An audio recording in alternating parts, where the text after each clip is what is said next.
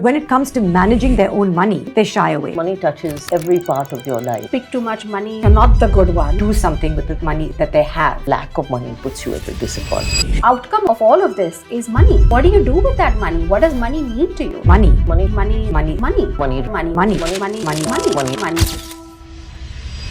What is financial literacy? One of the topics that's just not spoken about in Indian households. The 20s, I chased money. In the 40s, getting my money to chase freedom. Are women more interested in taking control of their finances? Many times women don't know that loans have been taken out.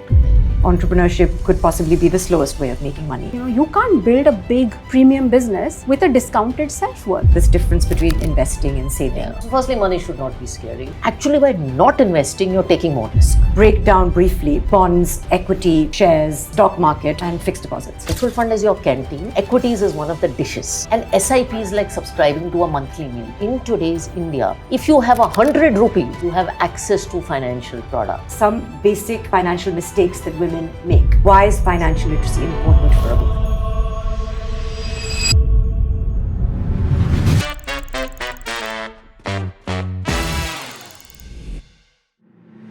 So when I was about 12 years old, my father gave me 500 rupees as a present for my birthday.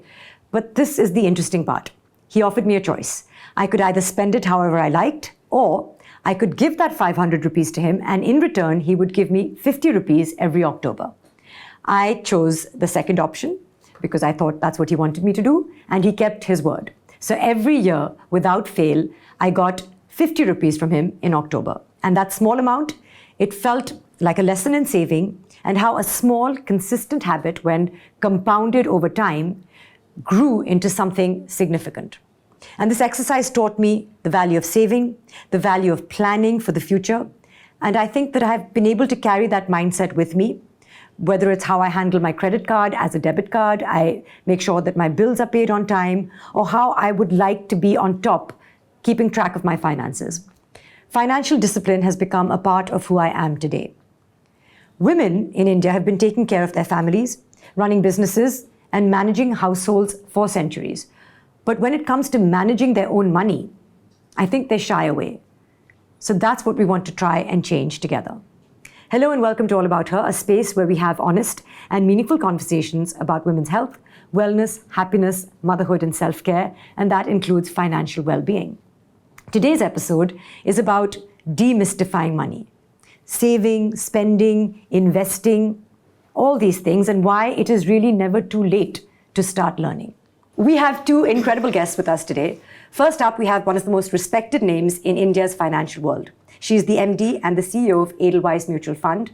With her deep understanding of investing and her relatable, no-jargon approach to finance, she has made it her mission to make financial knowledge accessible to everyone, especially women. So please welcome Radhika Gupta.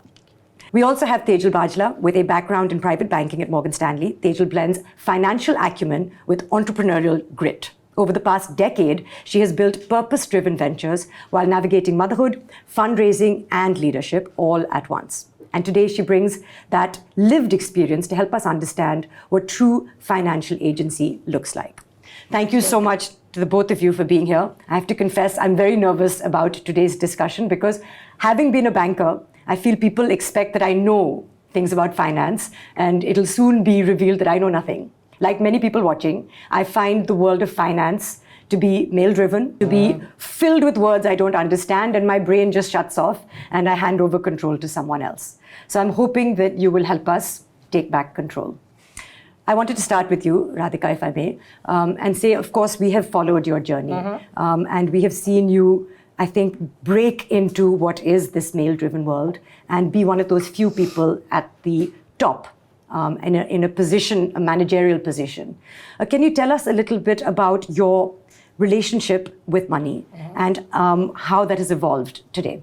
So firstly, money should not be scary for you or for anyone else watching. And I think the fact that any person or any woman would feel it's scary is perhaps it's something our industry, as financial services, has to fix, because money touches every part of your life. How can it scare someone? It's really not that difficult. And I always say media does a terrible job. Wolf of Wall Street and these really scary things where they're all men and screens and all. And, frankly, we live in a country where nannies and daddies managed the household budget very, very well. So I think there's nothing to be scared about. I think everyone has a very individual relationship with money. I've kind of seen it evolve. And money is relative, right? Everybody grows up thinking they have too little money relative to someone else. So I grew up in a classic middle class background where I didn't feel we didn't have money. Sometimes I felt classmates were richer than me. So my fundamental values are still value for money, what you call in Hindi, sasta, sundar, tikau. Most people think of me as very, very cheap. And I mean, that's how I grew up. I remember when I was applying to college, because I was applying to a foreign university, my father couldn't afford the tuition because he was in government. Government doesn't pay. And we had to apply for financial aid. And there was this whole conversation that, you might be qualified, but you won't get into the university you want as a financial aid applicant because the lack of money puts you at a disadvantage. Right. And that's very embedded in my psyche. Then I did Wall Street. I started earning. So when I started earning my own money, there was a sense of empowerment. I was very aggressive about saving, just because of everything that I had seen. I had an entrepreneurial phase again where you don't make too much money. And you're surrounded by classmates who make a lot of money. So these are all different money experiences that have shaped me. Now, as I've gotten older, and of course, God has been super kind, my challenge for myself is to be comfortable enjoying money. And that is really, post turning 40 something, I'm working very hard on, that you earn money and of course you'll do well, you have a long career, but can you actually save, invest, but also enjoy the money that you earn? Like, I'm still struggling to buy a luxury car. I was going to say, what is the last luxury expense that you might have made? I mean, my house was a big luxury expense and, small handbags. But my big thing is, and I said this last year, I still drive an Innova and everyone's like, you should buy a luxury car. I'm still mentally trying to get over that hump. Before I come to you, Tejal, I want to ask also, because you are a mother now. I am. What about do you think you'll spoil your son with money? No. Or will you be strict? I am strict. I will not compromise on the things that matter. Like my father didn't compromise on education.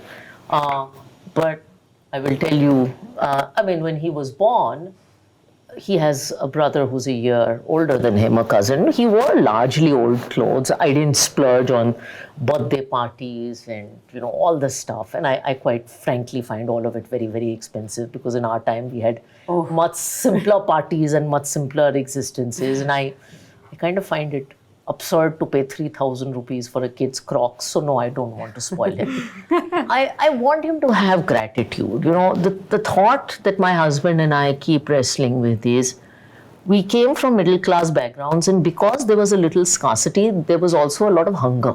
Right. He's not going to grow up in that background. He's growing up in almost a bubble, like most of our kids are growing up in, right?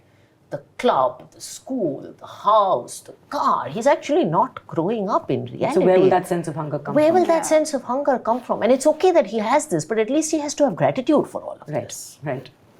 I'll come to that, more of that later, but I wanted to ask you, Tejal, in terms of your journey also. A lot of people here may not know where you started, whether you had money growing up, whether you come from a business family, how you build a business, and how that came about. So as a starting point, tell me about your relationship with money and how that's evolved. So it started with a job at Unilever, which was every marketer's dream job, followed by some stints in private banking. It's, all of that. And I think that was all largely governed in the 20s by the chase for money, right? And the chase for not having to ask your parents for anything. Right. And also about the aspirational life. What is the next paycheck going to look like? The next big car, the next handbag, the next girl's holiday. It was driven a lot by that and a little bit of saving. Morgan Stanley and ASK, the private banking experience essentially, I think that has a lot to do with my entrepreneurial journey. That is the time I understood wealth for the first time. I got a chance to meet with a lot of entrepreneurs, and I think then the theme was that it is Indian enterprise which creates wealth. Startups were not prevalent, and this is about 18, 20 years ago when I used to do wealth management. And that was very fascinating, right? Hearing, and you get such close access to all of them that those were perhaps the most inspiring moments, which kind of now subconsciously have led me to becoming an entrepreneur. Right. But it's then that I decided that if I really want to create wealth, then I have to be on the other side of the table, right? And I think that's where the seed of entrepreneurship was sown. Cut to, I got married, had a baby, and then I basically started all these businesses, right? It first started as a pure play passion project, where a lot of times people thought this is like this new mom who's embarked on this cute project, especially because it was to do with babies. And it's perhaps her hobby. Right. And I won't lie, and I don't have any qualms in admitting that, yes, it did start as a passion project, but the journey helped me evolve. Right. And the situations that kind of happened after that also contributed to, how the business turned out, who I am today. And this is almost a decade of, having built out things bit by bit, piece by piece, all heart, head in. Right. And so, yes, that's when we started Brainsmiths, the Mummy Network, and consequently All Things Baby. And along the way, my husband and I went through a huge financial crisis, right? And that's when I realized how disempowered I was. Not because I was not interested in making financial decisions, but because I didn't have agency to make those, right? And like many other women who come from traditional backgrounds like mine, I was conditioned to believe he'll take care of it. Yeah. It's true, right? And that got that me. he can be your father, that he can be your husband, that he can be your brother. He'll take care of Right. it. And that's when I was thinking, and I think that's the transformation. That's when I was thinking that when a woman like me, with the background I've had, with the education I've had, if I'm feeling so removed from the financial decision making, there'll be so many women out there who must be feeling the same, right? And I think that's where the narrative kind of changed. So if you ask me now, in the 40s, after having gone through the journey and evolving and building business and doing all of that, I think in the 40s, money to me no longer is about chasing luxury. It's no longer security. I think it's agency, right? It's about being able to make the big or the small decisions without any fear and without dependence. Right. So, if I were to just sum it up, I'd say that the 20s, I chased money. In the 40s, I'm, getting my money to chase freedom. Nice. I will unpack more of that with you later. But I wanted to ask you, Radhika, in terms of Tejal's evolution, is this a reflection of women in India today? The fact that are women more interested and taking control of their finances more today than they were perhaps 20 years ago? Desire to outsource to a him, whether it's a father, brother. It drives me absolutely crazy because, it takes away so much from you. I've seen stories of, and I will come to your question on whether we're evolving, but I've seen stories of women where they're extremely highly educated and their husband has left them and they're able to cope with the loss and handling the kids and all the responsibility. But the one thing that makes them break down is money. Yeah. I've seen women who've worked really hard all their lives and saved 10 rupees on a bus fare and then had it taken away because of a divorce and split, and their own hard-earned money has been taken away. And I've seen women, this is a recent case, who've earned money, have it, and because they don't understand the finance, they don't want to spend it. And all of these are different implications of outsourcing it. Now, I do believe we're getting better. I think a younger generation of Indian women is more aspirational. Financial independence, which may be our generation, and we're all women in our 40s, took up selectively, I think is now a necessity. And it's true for women in Tier 1, Tier 2, and Tier 3 India. They want to work. Independent bank accounts, which were a big taboo thing. Oh, now, okay, I want to have my independent bank account. And lots more conversations like this are happening. Right. So I think we're making progress, but we have miles to go. But when demonetization happened, for example, hit people in different ways, whatever we feel about it, positive, negative. Personal stories of women who had kept money, 500 rupee notes in their bedding, and they didn't know what to do with it, but they understood that just having it gave them a sense of potential control in the future. But then all of that was taken away. So the idea is for us to hopefully help them do something with the money that they have, that they have earned themselves or that they have had access to, they've inherited. And if I can just add one thing, because you said demonetization, we women are so good at saving the small amounts of money. We are like the people who ask for free kothmeer or dhania or coriander and negotiate. But we'll be happy to keep that money at home, not earning interest, not doing something productive. So it's penny wise and very pound foolish. Yes. And I think a large part of this also stems from the conditioning, right? You were celebrated to save, you were celebrated to earn, you were celebrated to protect. Right. You were never celebrated or given the baton to say, go invest and grow it. And if you've never been given that, it's hard. It is hard. Yeah. But now we have role models and teachers absolutely. and examples of that. So to start with, a basic broad question, what is financial literacy? Financial literacy is not becoming a stock market expert. It's not sitting in front of a computer screen all day picking stocks, and it's not all consuming. Financial literacy is understanding this is how much I'm earning, this is how much I'm spending, this is how much I can save. And in that extra money, these are the goals I have in the future. And this is how I can use that money that I have to build a better life for myself using some small financial instruments that are out there in the market. That is all financial literacy is. Basic budgeting, saving, and putting it to work. That's it. And I will ask you how to do that in a question. I just wanted to ask you, Tejal, from your experience, why is financial literacy important for a woman? At some point in time, whether a woman likes it, whether it's chosen or by circumstance, she is going to be the final decision maker on the finance. It could be on account of a personal tragedy. It could be on account of a crisis. It could be about managing a company. At some point in your life, as a woman, you'll find yourself at the helm, by design. Right. And very often, like we just spoke about, it's always unprepared, right? And I feel financial literacy is really about, like Radhika spoke about, the simple things. It's not about, becoming that expert. And I feel like if a woman is financially literate, it's that quiet power that she has to stand up in a time of crisis and to really be her own person, right? So it's your quiet strength, and it's not so difficult. And hence I feel like, in all those moments that you might need that strength to come out, financial literacy is your tool. And I'm going to ask you about some moments where you felt in control or you felt that your financial literacy gave you some agency that you had been missing.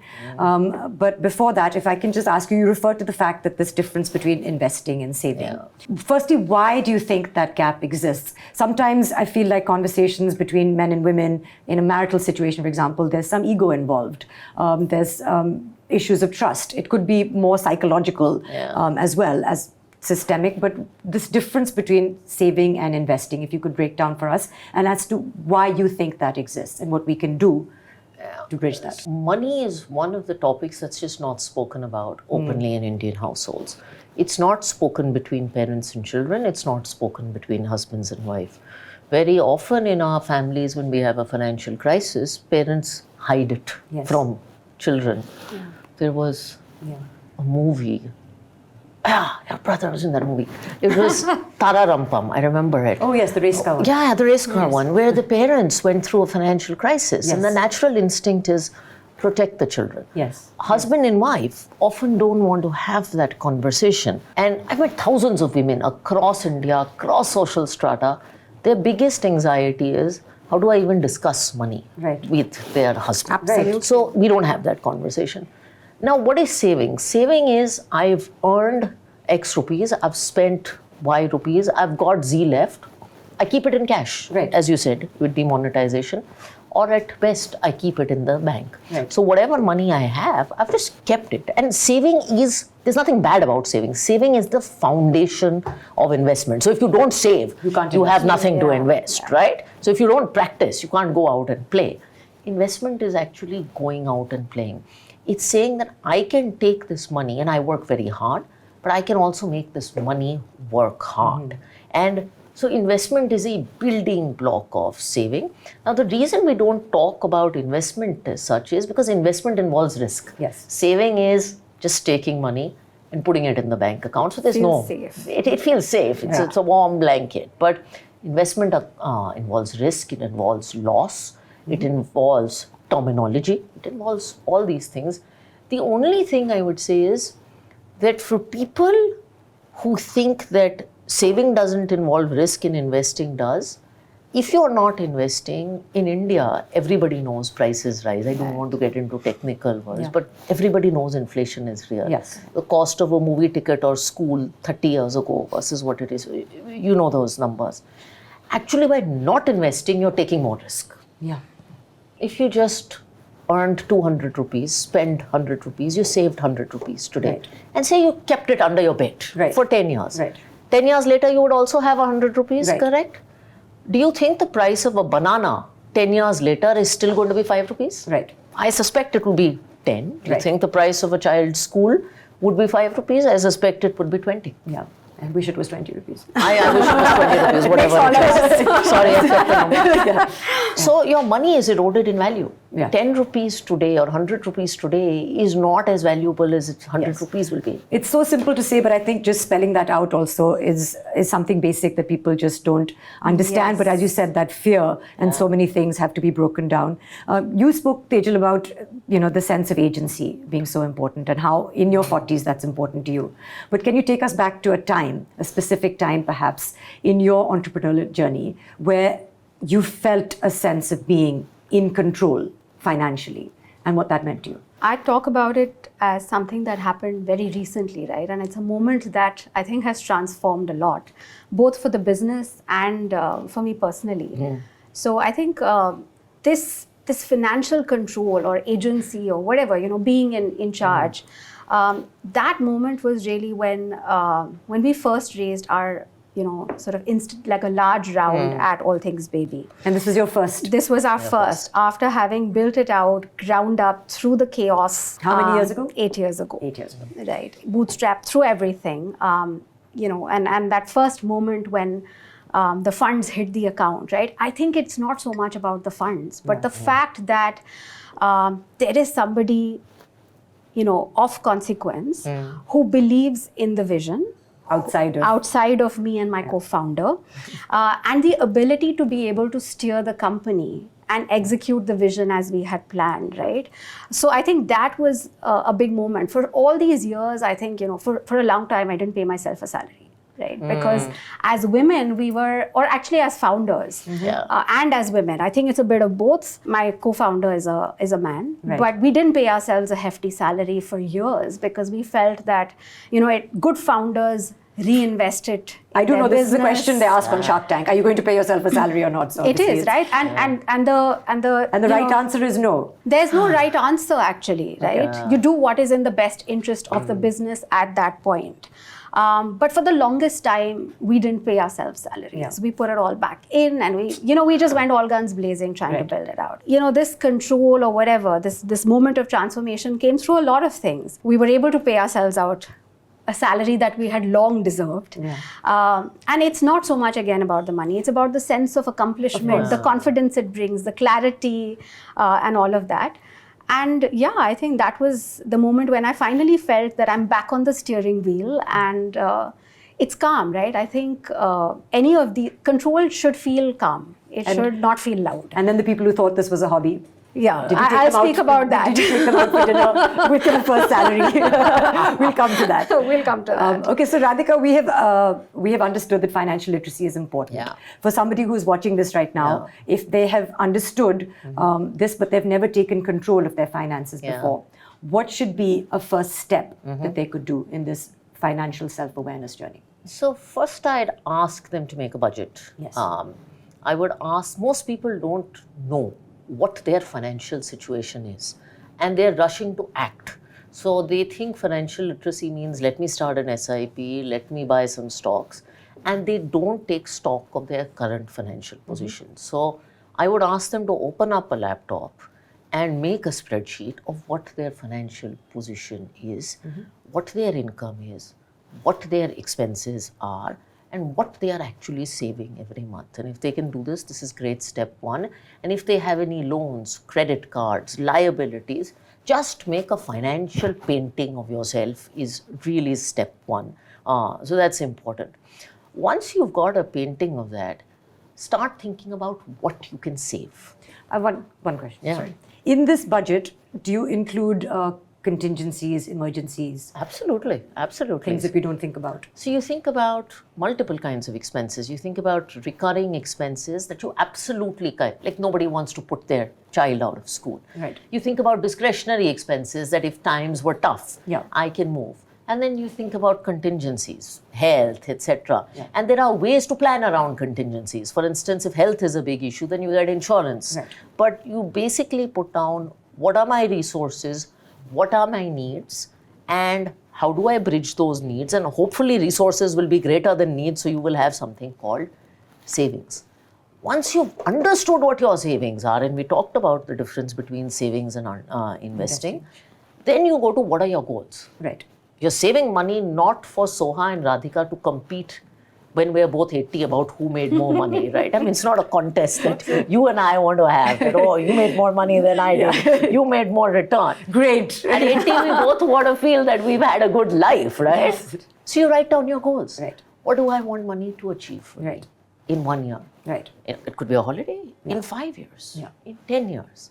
And then the third step is using financial instruments, stocks, bonds, SIPs, all that stuff to make a bridge between savings and goals.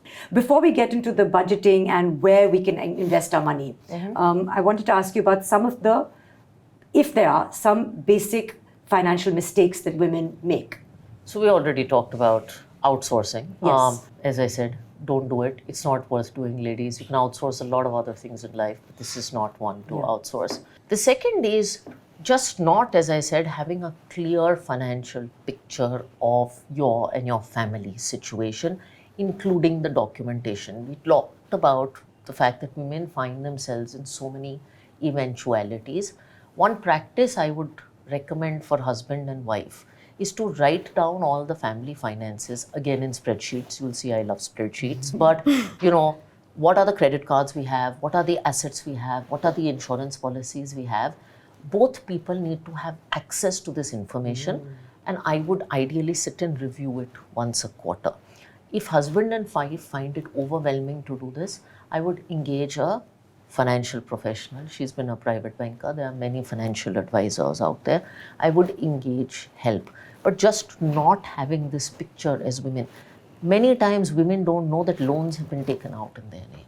Yes. Yes. And they're subject to all kinds of liabilities. So just having a clear financial picture of yourself is very, very important. The entrepreneurial journey, of course, it's a huge journey.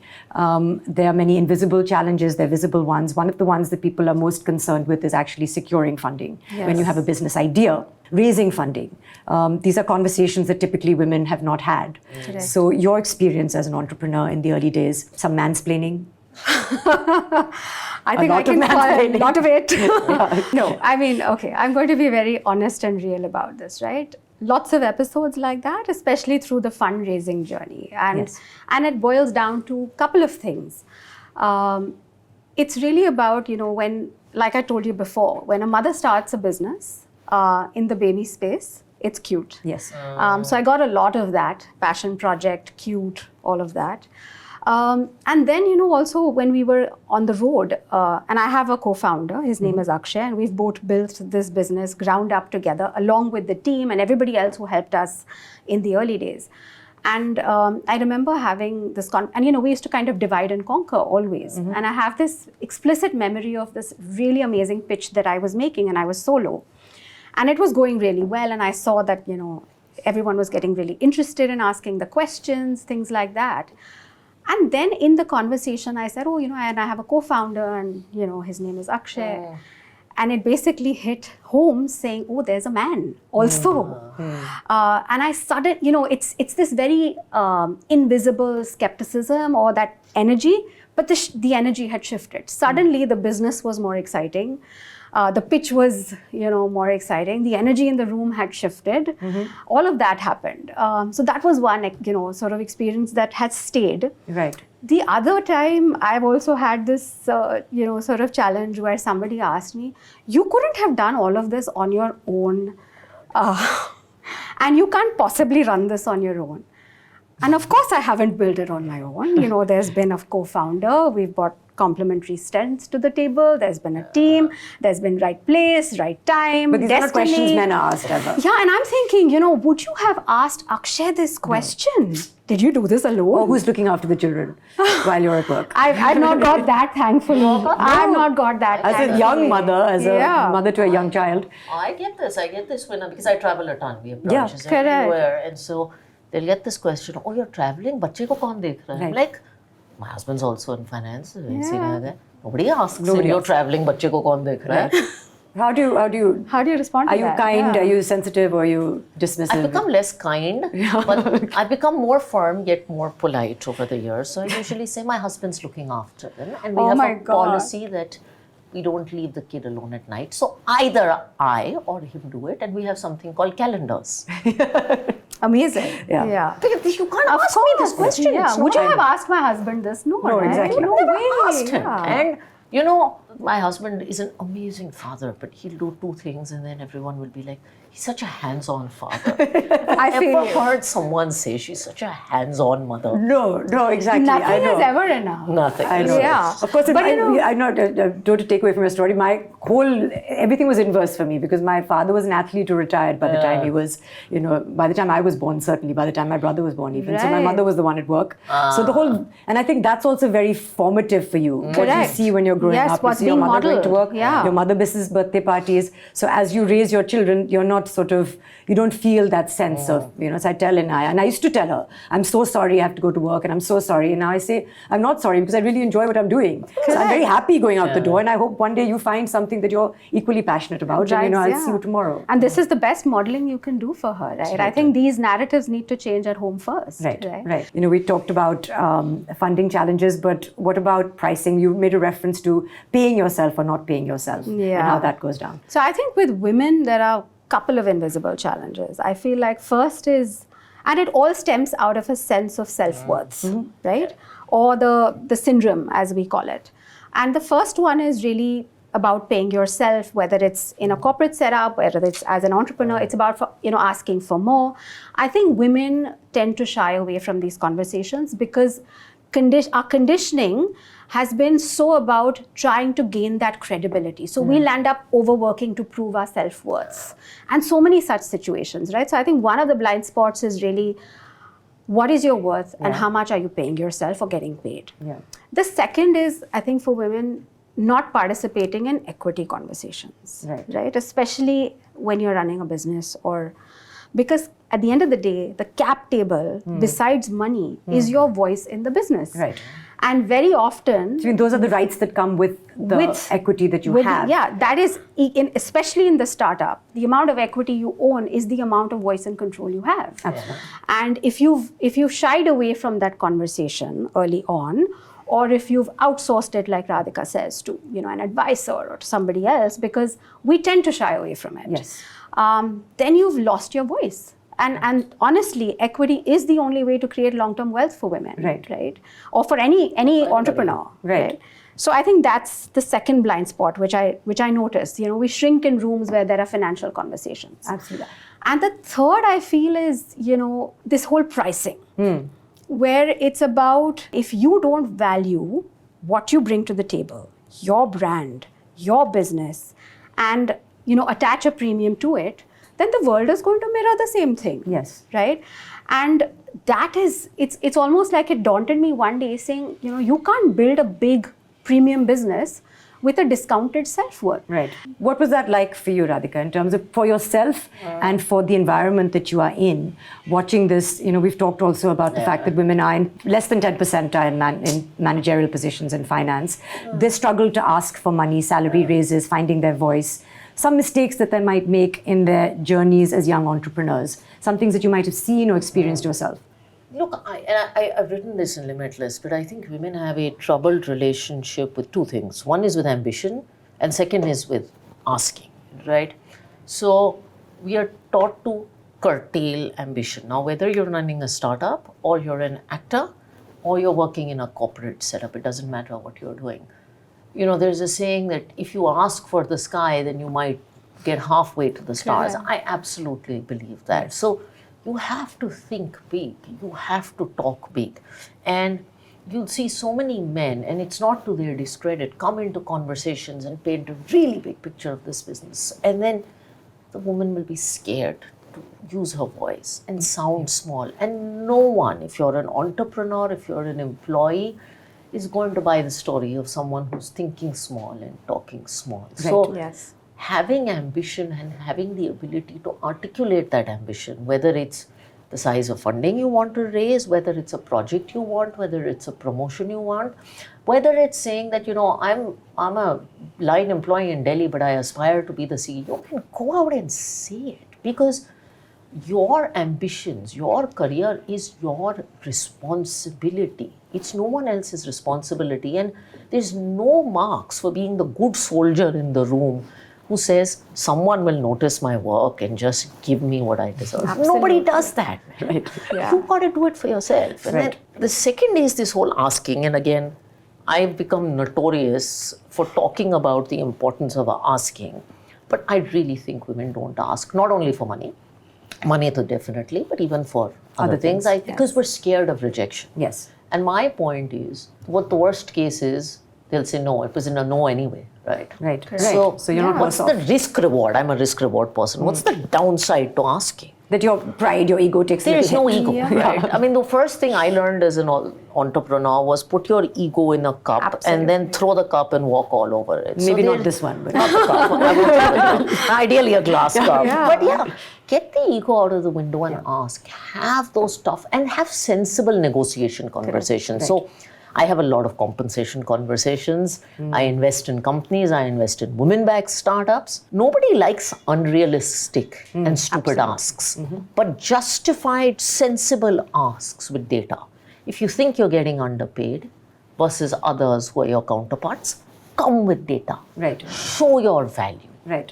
People will pay you. There is no arbitrage in this world, right? Right. So you can't remain underpaid for a long time if you ask, but go out and ask. But I want to ask you just personally, of course, as you said, you referenced Limitless. Yeah. And you've talked about your journey, and you've talked about also overcoming issues with confidence. You weren't always, perhaps, and correct me if I'm wrong, as confident and able to speak your mind as you are today. How do you get there? Confidence, I think, is some age and some evolution. Yeah. So you're absolutely right. I was a confidence disaster when I was 18. I think Very hard to believe. Huh? Yeah. No, I was a Yeah. confidence disaster. I hated looking at myself in the mirror. I didn't like talking to people, and I would get nervous entering a room of people. And I was scared to hold a mic. So, I mean, people who know me Wow. when I was 18, Yeah. 19 It's a know the different person. side of me. So Yeah. I'm a different person today. I think for me, the turning point was when I didn't do it, I saw myself losing out on opportunities that I deserved just because of a lack of confidence or because I was not putting out my voice. So I was working hard, and yet others were being considered for opportunities that I was perfectly capable of taking on, but I just didn't have the guts to voice them. And so for me, that was one. And some of it, Soha, is also learning, right? So I took public speaking classes for 2 years. Did you? Yeah, in That's my a 30s. tangible. Wow. That's Yeah. you can After actually being learn. CEO. And it's reflecting so well. Yeah. So I how took it's- public speaking classes. I was a new CEO to industry, so I became vice chairman of the industry body. So I actually take up 1 or 2 self-development projects every 2 years. Oh, interesting. I wrote the book. Yes. I did the talks. It's all confidence building, Yes. right? So confidence Yes. isn't an overnight turnaround. Yes. It's work. You work on confidence. Yes. You know, on Shark Tank, you mentioned something that I wanted to reference here, where I think you said that entrepreneurship could possibly be the slowest way of making money. Yeah. And when we started this conversation also, you did say that there were times when you were an entrepreneur and, you know, your peers were moving ahead of you in terms of earning money. Yeah. So, of course, what did you mean by that? And my natural question would be, what is the quickest way of making money then? I don't know if there's a quick I was just don't going know to if say, there's a if quick only way. she has the Yeah. I magic wish I pill. had the answer. Yeah. I genuinely think anything good takes time. Now, So true. to the entrepreneur point, when I was an entrepreneur, this was 09 and 10, and again, the startup scene was not very common. We didn't take salaries. Right. We took 0 salaries. Right. Mumbai is a very expensive city. Yeah, I know. How do you manage? Yeah. It was really hard because you're eating off your savings. Yes. And Soha, you can do it for a year. Yes. You can do it for maybe 18 months. But then the reality of life starts getting Yes. to you and it starts affecting your business. So to your question on should people take salaries, I think yes, but in a calibrated amount. Yes, correct. So even at the peak of the startup, we were taking 20% of market salaries. You can't take 100% of market salaries because you own the equity, Absolutely. right? Yeah. There has to be a balance. But if your financial conditions are eating into your ability to be a successful entrepreneur, then you're doing yourself Big disservice. and the business both a big disservice. And if you're a funded startup, you need to have that conversation. Sometimes, especially with women, we don't have the conversation to say, listen, I'm struggling. I need the money. Let's find a solution. And most people are happy to find a middle ground. Yeah. That's my view. So I went through that struggle, and it's not very nice because you see people around you. Yeah. Tejal, I wanted to come to you. You spoke about various challenges of building a business, being taken seriously as a woman. But if there's one thing that you can reference, because we're talking about how sometimes people romanticize this idea of being an entrepreneur and living your Yeah. dreams, and sometimes, eating one meal a day, which now has become a way of losing weight and Yes, and especially dieting. after Karan spoke about OMAD, I think. But not in that way. But when you're really struggling. Correct. So if there's perhaps one moment that you can share with us in terms of a difficult decision that you might have made. I didn't think through the equity and the rights piece early on in the business. And if there is one thing I would change about this journey, it would be the early years where I chose to stay silent. Correct? I was so enamored by the build, so engrossed in kind of building and getting the team together, getting the product right. And really with all heart, I almost forgot that I was building a house, but did I have access to the keys? Right? And I think that's a fundamental conversation that I feel looking backwards, I should have had with extreme amount of clarity, authenticity, and ownership. I think in terms of a hard decision that I did take last year is that I got the cap table cleaned up. It was extremely hard personally as well, both in business but we believed that this was really in the best interest of the business and the way we kind of wanted to fuel it. But yes, had I done this early on through, documentation, through the correct paperwork and all of that, I perhaps would have saved myself a lot of emotional and financial trouble. Yeah. But as we said, some things you learn with experience. Absolutely. Right. And perhaps people will learn from watching us. I think that don't stay silent because like she said, nobody's coming to serve you that pie. Yeah. You've got to pull your chair and say, I'm also on the cap Yes, table. yes. Which is easy to do. I think when you're in your 40s, suddenly you just learn Correct. how to speak and you don't think so much about the consequences and what other people will think. So it might be a journey. And also, people. I think the fear of judgment, right? Comes down. Yes, It's, early on, you're, like she said, right? There's so much other stuff that's driving you because if you speak money or ambition, you're equal to aggressive. Yes. So many labels yes. that get attached to anything women want to do. Yes. Right? Yes. And we're also discovering ourselves. Yes. So I think it's 40s is that age where suddenly everything just comes together Yes. and you become your own. Yes. And kick the labels out of because you're women are judged for everything, especially after you become absolutely. a mother. I was called activist Rani in my industry Yes. because I write books, I do Shark Tank, I do a lot of things Yes. outside of being a mutual fund. Yes. Like, okay, I'm activist Rani. Why can't you stay in your lane? Yeah, why can't you stay in your lane? Yeah. Why can't you follow the script? And you're already a little out there because of the age and call me activist Rani, I'll live with it. It's a compliment. Because we talked about books and now I want to come to the finance part of it. Yeah. What I love is that I didn't even know actually when I approached you that you've written Mango Millionaire, which I just love. Neither did I. As a actually. title, I know. I know. And everything that we will be talking about that we've referenced is in this because it's really about demystifying, decoding, and making, I think, finances accessible to people. What I loved is that you said, financial products, women don't have to be pink. It's about respect, it's about information, it's about access. So I want to just get into a little bit of that conversation now. We spoke about investing, we spoke about saving. So for example, if there's someone who's watching this at home, who's in their mid-20s, they've started working, they're earning, I don't know, maybe 40,000 rupees a month. How should she divide that? How much should she expect to save or try to save, if anything, and how much can she invest? And this idea that you have to be rich to invest. Yeah.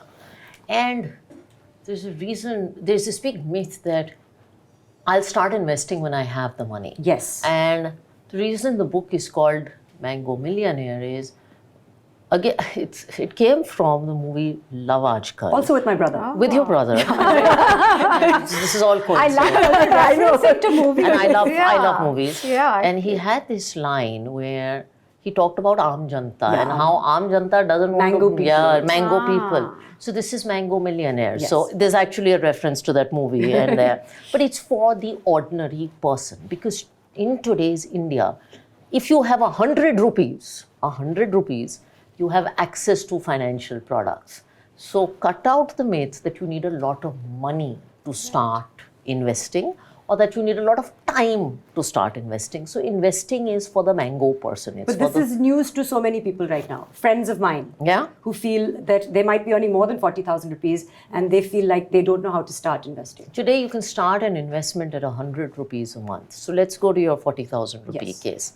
Now, what I tell people is, you've earned 40,000 rupees, say post-tax, that's 37,000 rupees, because you can't avoid paying taxes. I don't know what your tax rate is. Put a post-tax savings target.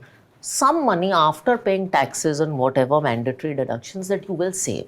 It's a function of how much you want to spend, and everybody has different kind of expenditures. Start with a minimum of 10%. So from that 35,000 rupees, can you try saving 3,500 rupees a month? I am not saying more. If 3.5 feels overwhelming, because I've said that, make it 2. I think the importance with saving is and investing is it's a habit. The amount doesn't matter, the habit matters. I'll tell you what to do with it shortly, but put a number. 10%, 20%, 30%. I save 85% of my post-tax salary, so that may seem crazy.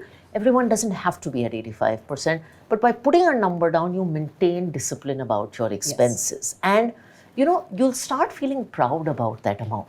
So if you start saying, I'm saving 3,000 rupees a month, I'm doing an SIP of 3,000 rupees a month, then you can plan that, when I get an increment next year now and my 40,000 goes to 45, I'll save 5,000 rupees a month. And then I'll do 10. And you'll start feeling good about it. So make that something you feel good about. So identify this amount. With that amount, I think, you start your investing process. Now, investing is a big, long, complicated word out there, but I think for most young people who are starting, mutual funds are a great way to start investing because they're accessible at a 100 rupees size. The other myth out there is that if I have to start investing, I have to invest in the stock market in super risky products and I'm going to lose a lot of money. That's not true. Today, the fund industry offers products for someone who is an entry-level swimmer and someone who's a professional diver at 100 rupees. So you can really find the product that works and use that 3,000 rupees to start an SIP into the product. So if you want to invest, she spoke about equity, in the top 100 companies of India, which is a very basic investment. It's called large cap. It just means large companies. Start a systematic investment plan into a fund that gives you access to the top 100 companies of India. If you think that's too aggressive, there's a more conservative product out there. And you said SIPs, so that is presumably like a systematic investment plan, which is a good way to start, where you can put this minimal amount aside. Then you said mutual funds, you talked about the stock market. These are all different investment products. Presumably, depending on your risk appetite, depending on how your, what is it called? Horizon, your time horizon. So let's simplify here. So people think these are all different products. Mutual fund is an investment platform. It's a platform by government and Securities and Exchange Board, which is our financial regulator. Within mutual funds, you have lots of different products. You have equity products, you have gold products, you have products that give you access to the US market, you have bond products. So all these products, when you're investing in a mutual fund, you're just investing in a vehicle where 3 of us have pooled our money and many lakhs of people have pooled their money, and you can choose Whether it's equities, whether it's 50% equities, whether it's 25%. So mutual fund is like going to a canteen. Right. So mutual fund is your canteen. Equities is one of the dishes Right. that is out there. And SIP is like subscribing to a monthly meal plan. Right. I I like that She's metaphor. really demystified. Yeah, really. Yeah. But I want to ask your advice in terms of if you wanted to create this balanced portfolio. You made a reference to a Dal-Chawal portfolio. You talked about certain exotic dishes within that. Yeah. So can you tell us about the Dal-Chawal portfolio? So I always say Dal-Chawal because again, people think I need to buy very complicated investment products. The mutual fund is a canteen. When you walk into the canteen, you see dal, chawal, sabzi, etc. And if you look at what has been very successful in India, it is the great Indian thali. Now, and thalis work. There are Chennai thalis that are very different from Andhra thalis that are very different from Himachali thalis, and you can adjust the thali depending on your diet. So Soha can pick more rice, or I can pick brown rice if I so choose. But dal and chawal are what? Equity, debt, simple investment things. One gives you growth. By investing in equities, you get access to India's companies, you get growth. One gives you safety, Right. dal and chawal. And then there are lots of other things around it. There's gold, there's sabzi, there's a lot of things. But just with simple dal chawal products, you can get 90% of what you need. Does it, in terms of your risk profile, if you are a more conservative investor, and you clarify this for us, people have talked about fixed deposits now. They're Yeah. saying fixed deposits are not really perhaps where you want Yeah. to put your money now. Do mutual funds, perhaps invest in some debt. Yeah. So what would you advise to somebody who is earning and has a risk appetite? This might be my own personal question, actually. And perhaps needs to be pushed to take certain risks, has a horizon of more than 5 years to put that money aside. What would you advise them? And can you just break down briefly bonds, equity, shares, stock market, and fixed deposits? I'll break down the asset classes, but before I say that, I just emphasize one thing Tejal said, is that risk is very, very personal. And if there's one advice I can give you, don't follow the rules. I have met 80-year-old people who have incredible risk appetite and who are 100% equity investors because they have a pension, they have a working wife, fully taken care of children. And I have met 20-year-olds who are very conservative because they have aged parents to take care of. They get scared when their portfolio loses 5% of its value, and both are okay. So the greatest quote in personal finance is that it's personal first and finance later. So money should never make you feel uncomfortable at night. It's not worth it. Right. Now, as I said, within the investing world, there are two core instruments. Let's skip everything else. Now, Tejal runs a business. Let me simplify this. If Tejal needed money, there are two ways I could give her money. One is I could lend money to her. Any form of lending is called a bond. Okay. Now, if I'm lending money to her, she'll give me some rate of interest, and presumably she's a nice person, so she'll pay that money back in 1 year or 2 years. And the better the person, the better. If she's government of India, I'm going to trust her more. So maybe I'll accept a lower rate of interest. If she's someone who's a little reckless, I'll accept a higher rate of interest. So that is bonds. Bonds are safe. I'm not participating in any growth of her business. I'm just lending her money for a fixed return. Right. That is bonds. So when you're looking at bonds, you're looking at fixed return. The other option is I could become an equity investor in her business and I will get the equity upside of her business. Now, that takes time. Her business may go bankrupt overnight. She may be a fraud. She may just underperform, or she may do really, really well. I'm a participant in that appetite. From what I know of Tejal, if her business did badly for a quarter, she would not shut it down. So if you buy a stock and it does badly for a quarter, you don't shut it down. She would give it time. And for real meaningful change in her business to happen, I suspect she would say, give me 5 years, give me 10 years. So equities need time, bonds need less time. If you understand these two core principles, you build a portfolio. So if you are a conservative investor, Soha, you can buy bond products or bond-like products. Now, there are lots of options. There are more tax-efficient ways to do this. But effectively, you can buy bond products. If you just buy pure bonds, they're going to give you 6-7% interest. Prices in this country rise by 4-5%. Right.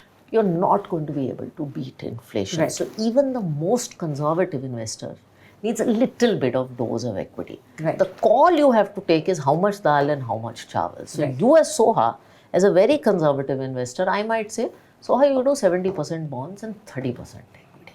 Me as a moderate investor, and there's a mutual fund product to solve that problem. Yes. Me as a moderate or her as a moderate investor, I might say, okay, you do maybe 40-50% equity and 50% bonds. Right. Me as a very aggressive investor, I might say 90% equity, 10% bonds.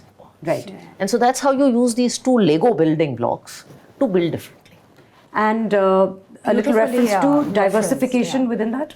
Like you said, there's one mutual fund that could address Yeah. that 70-30, 50-50 Yeah. divide. When do you start looking at diversifying? So people have all kinds of funny notions of diversification. Now, diversification is what? It's not putting all your eggs in one the basket. same basket. There are 45, 50 mutual fund companies out there. Each offer different equity products. Each offer different debt products. Ideally, should you put 100% of your money with one mutual fund in one product? It's not probably wise. On the other hand, should you own 40 mutual funds? That is also not wise, because you won't be able to track anything and your life will become very complicated. The way to do this is, if you are doing equity, there are multiple kind of equity products. There are products that invest in large companies, mid companies, small companies. Same with bond product. There are 3-4 categories. It's like you pick Indian food, Chinese food, Italian food. Within each of these categories, pick 2 chefs. Right. That's diversification. And stocks are something good, and fixed deposits on the other Yeah. end. Are fixed deposits at all interesting to invest in at this So point? fixed deposits are ways of taking exposure to bonds, right? You can buy, how can you participate in bonds? How can you get fixed return in life? You can buy them through bond mutual funds. You can purchase bonds in the market. You can purchase fixed deposits. There's merit to all of them. It depends on who you are, because there are different tax implications to buying FDs. There are different tax implications to buying debt mutual funds. So depending on who you are, you should really understand the situation. Fixed deposits, if you are a high income earning person, are fully taxed. So they're not the most tax efficient Right. way. Now, stocks are a type of cuisine. I always give this example of biryani. You're Biryani is making me hungry. I just want to I say. know. I have We, lots of. we actually have a really nice restaurant set up. I know. And you'll read the book and you'll find lots of food. But biryani is great food. There are 2 ways to get biryani in your life. One is you cook it, and one is you get a professional to make it and you order it from a food delivery platform. So the mutual fund in this case is ordering from the food delivery platform and getting someone to make your biryani, or you can cook it. So there are about 1,000 stocks in India today. Understanding stocks requires time, Right. effort, and research. So how hands-on are you going to be? How hands-on are you going to be? How good are you a chef are you to have 30 biryani Yeah. ingredients and cook it? For the rest, mutual funds work really well. Okay. Before I come to you, Tejal, one quick question about costs of investing. Yeah. And this is something that's been brought to my attention more recently, is Yeah. that a lot of us might be investing, a lot of us are paying hidden costs Yeah. to banks as well. People want to know how they can avoid these, and whether, especially when it comes to mutual funds, even, Yeah. when you invest directly, it's not that difficult and you can save Yeah. significant invisible costs. So here I'm going to be, I disagree with you a little, and there's a lot of misinformation out there on costs. When you invest in mutual funds, there are 2 ways to invest. One, through some advisor or intermediary. It could be a bank, it could be an independent financial advisor, it could be anyone else, a wealth management or private banking fund, and you invest in something called the regular plan. That has higher fees because you have to compensate. And that is the- what, typically 2%? could be 1.5% to 2% in It's a negotiable. equity product. Okay, it should be 1.5% to 2%. Otherwise, you can invest directly, and that could be 0.5% to 1%. So the delta is about 1% a year Right. in cost. More Right. than 1.2, 1.3, something like that. A lot of people need financial advice. If you are someone who needs the help and values the services that your bank or private banker or independent financial advisor provides you, don't worry about the 1% cost, because it is going to be far more expensive to make mistakes. A good independent financial advisor, for instance, we had someone in the family who passed away, and then they asked me for help and they said, why don't you manage it directly as a MF CEO? I said, I don't have the time. Right. that person needs constant advice on their savings and investments. They need their documents updated, their situation changes. So I got a good financial advisor. I promise you, a good financial advisor, and you have to find the right one, will be worth more than 1%. If you feel you're so confident, by all means do it directly. Okay. One question for you, you've also been Sure. on the side of private banking, and my friend Niranjana has a question for every podcast that I have. It's usually an assumption, and we get you to either debunk that assumption or to validate it, and she's had many kinds of questions. Her question is that women actually, when they invest, perform better than men. Is there any truth to this? I'll start with you and your experience as a private banker. 100% true that they will make better investors. The flip side, though, and I've seen it very closely as a private banking professional in my previous stint. And also why? Yeah, I'll tell you why as well. Okay, let's address why first. I think, if women were given the baton, their risk appetite, because of being always moderate, I don't see women taking a lot of risk, will always play the medium risk game, right? And they're, because they've run households, they have always been the supporting actress in the film. They have always learned how to save. They have always, conserved. Their ability to keep that discipline on for a longer period of time is far higher than men.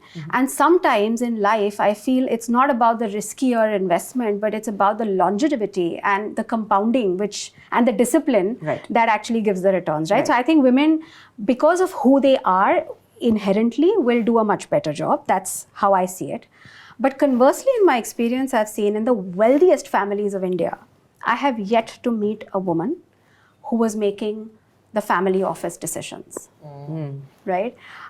All the ultra HNI portfolios that I managed were either through chartered accountants or the entrepreneur himself, and I did not see women. I hope that's fast shifting, and I hear it is, because now when I go as an entrepreneur to raise money from family offices, I see a lot of daughters of the family stepping in to manage finances, etc., because they are educated and things like that. But so I see the shift happening, but back then it was alarming. You never saw a woman taking those shots. Yes. In the interest of time, I want to come to different stages of being a woman and how perhaps financial planning changes according to those different stages. One that we touched upon was, emergency contingents when you suddenly perhaps find yourself a widow. I've been told that women outlive men, and that's statistically accurate.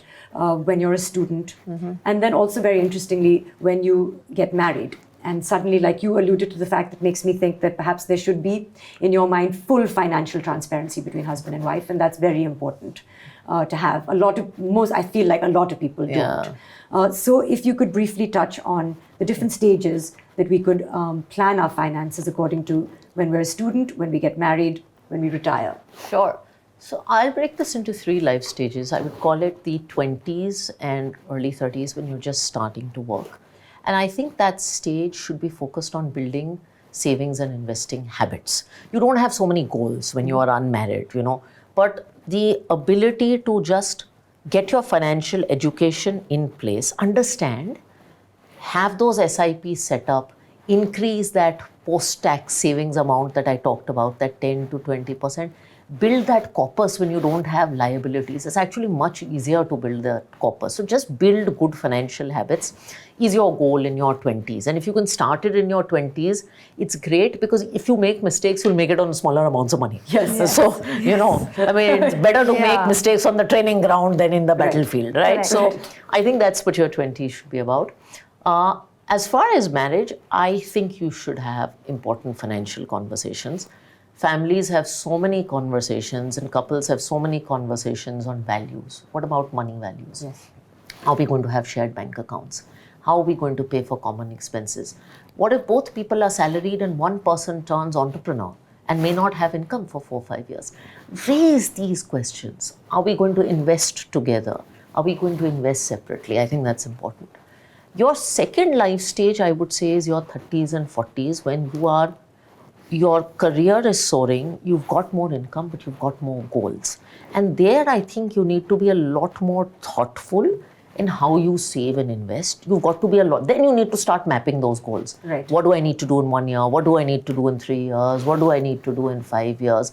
So just migrating to more goal orientation, very important. And the third stage is in your late 40s and 50s when you start working towards retirement.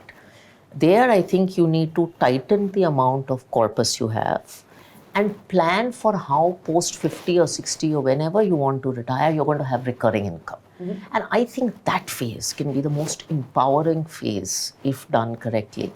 I've seen single women like my mother-in-law who built a corpus, 50, 60, whatever she was, invested it sensibly, again using mutual funds, and then has a system of quarterly income where she gets a certain amount of money every quarter and she just uses it to travel.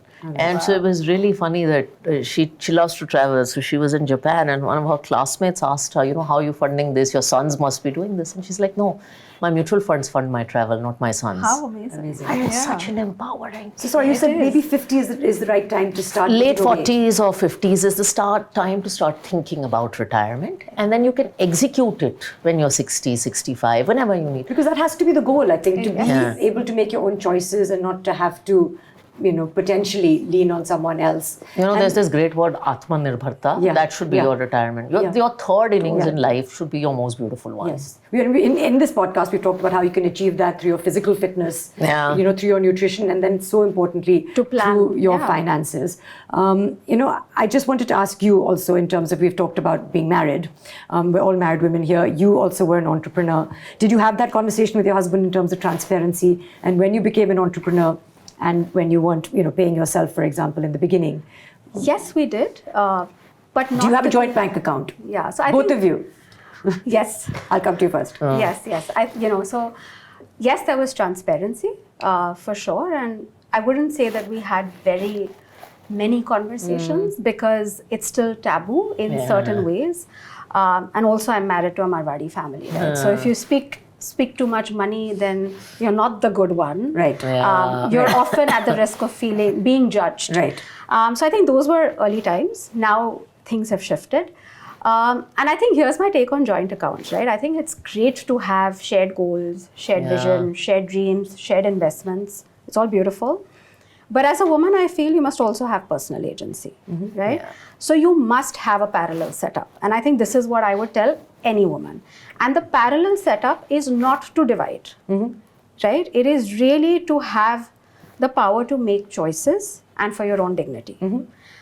So that's how I see it. I feel like, love should not be dependency.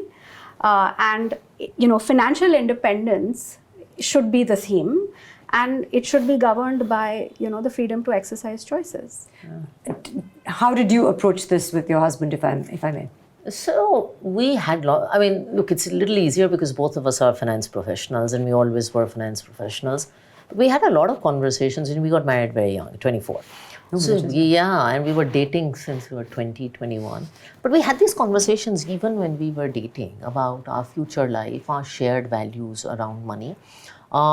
We both have individual accounts, but we have a joint bank account because you need joint bank accounts to run common expenses. And there is an understanding of money. We make both of our investments.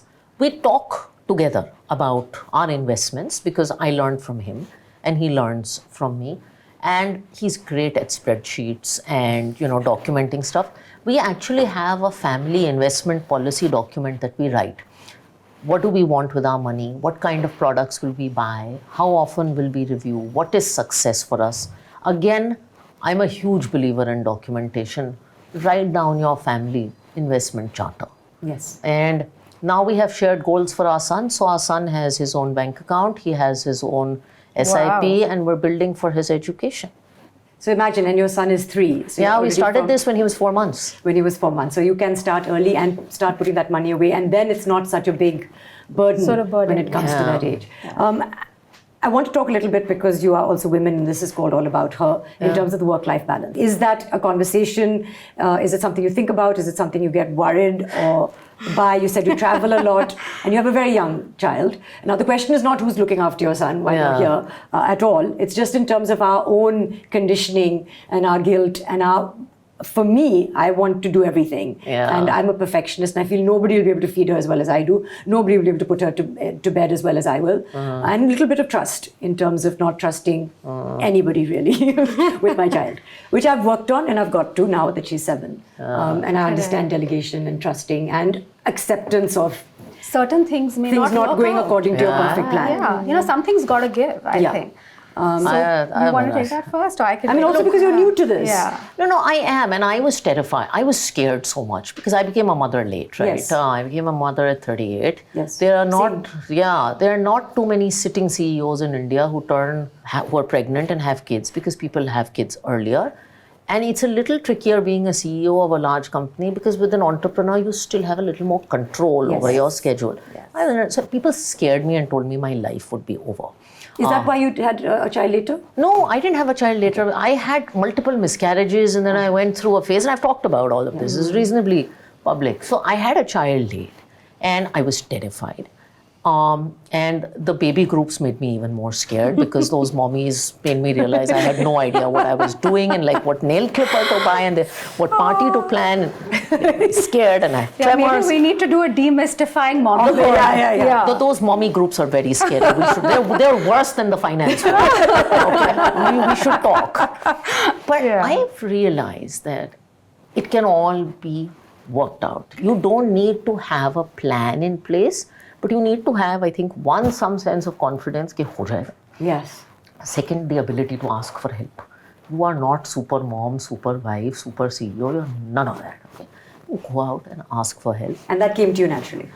Thankfully, because I ran a large company by then, delegation came to me very, very naturally. So I'm a natural delegator and I like to... And there's no other way to do it. And one thing my mom told me is that kick this mom guilt out of the window. She's like, no mother intentionally, or very few mothers, intend to be bad mothers. A mother's attempt and intent is to do the best for her child.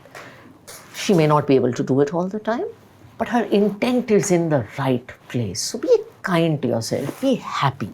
So I don't have guilt. I compensate for travel with maybe not going out. I make choices like I don't party that much. I think our social lives all take a hit. I don't have one. You can cut out easiest. But I still managed to do Shark Tank when I had my son after he was 1. So you make these choices. I still managed to do the book. So things happen, but don't drive yourself crazy. Yes. Yeah. Do you drive yourself crazy?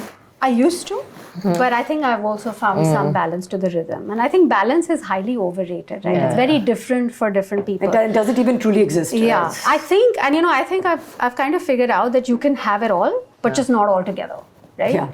So you'll have different things that work out for you at different phases of your life, and you will learn to prioritize different things. So some days, my son is the priority, and I will, like she said, have the flexibility to balance a little bit of work at that time. There are some days there's a project on fire, I have a deadline to meet, and those days my son will suffer. Yes. And there are some days where the marriage suffers, and then there are some days when the home suffers, and then there are some days when the family is thriving, right? Yeah. So as a woman who's kind of trying to do it all with clean intentions, you've got to keep juggling. And prioritizing. And kind of be okay now to say that I'm not going to have it all on one single day, but in the overall scheme of things, I have it all. I talked about work-life harmony, not balance, in Limitless, because I think harmony is much more achievable than balance. Balance is like being on a seesaw all the time. It looks difficult. In fact, that is more pressurizing. That's more, more pressure on you. So maybe harmony. Yeah. And who's to tell you what is right? I mean, skip the judgment. Yeah. Just because we're talking about parenting and we're talking about financial awareness, how can we raise financially aware, literate girls from a young age? And I thought I'd touch upon that from parenting and also perhaps school curriculums. Is there something that we can do that we're not doing? Because I feel like if these are life skills, like you said, we teach children. Some people don't study beyond grade 5, if even that. Isn't there something that we can do in the early years of schooling? I mean, one of our reasons to write this book was that unfortunately personal finance is not taught in school curriculums. Forget primary or secondary, it's not even taught in college. And then these kids graduate from college, earning a salary and speculating it and not knowing what to do. So we are raising a generation of kids that's not that financially literate. I think as mothers, and this is the benefit Yes. to women learning finance, right? When women are educated, the impact on society is manifold. So when women are financially literate, imagine what we can teach our kids. So I was telling you guys when we were chatting that I have currently taught my son that we get rupees when mama does meetings. But he has to realize that to buy something you need rupees, and Correct. Yes. they come from doing work. And so gradually building little life skills. When you're doing an SIP for your kids, maybe when they're 10, 12, telling them them, about it. Yes. telling them about concepts like things are getting more expensive. Yes. These little concepts, as I said, many of which are there, you can start inculcating. What is a company? What is the difference between giving a loan to someone or equity? In fact, you were talking about your son and his interest in your company. Basically, because the fundraising process is something he's seen, and he's a 12-year-old, right? Exactly. So he's seen it very closely, and he had so many questions. Oh, does that mean that you're selling the company? Yeah. What happens when an investor comes? What is equity? I think children are full of questions, and like she said, if in slow bits and pieces, if we can demystify it for them in a language that they understand, I think a lot of it starts at home. Yes. Dinner table conversations can drive a lot of financial literacy for the future. Yeah. And then, of course, the curriculum, Yes. right? Where we need to incorporate it at least basic at financial we tools. teach them so much about math and History business and and- history and earning and science and build and innovate and things like that. But the outcome of all of this is money. Yeah. And then what do you do with that money? What does money mean to you, right? Yes. I think that really needs to be taught. And money shapes self-confidence, it shapes marriages, it shapes mistakes. Money is not notes, right? I mean, if you look at all of our lives, it's not. money shapes so many things, conflict. Yes, so much more. Yeah. It carries so much more. Just final thoughts from the both of you. If I could ask you, because this conversation is to demystify, and I think that you guys have done a really good job at that. But if there's a woman who is perhaps watching this right now, who feels overwhelmed by this conversation, what is perhaps a 30-day challenge that you might suggest for them to take up Okay. to begin? 30-day challenge is 3 parts.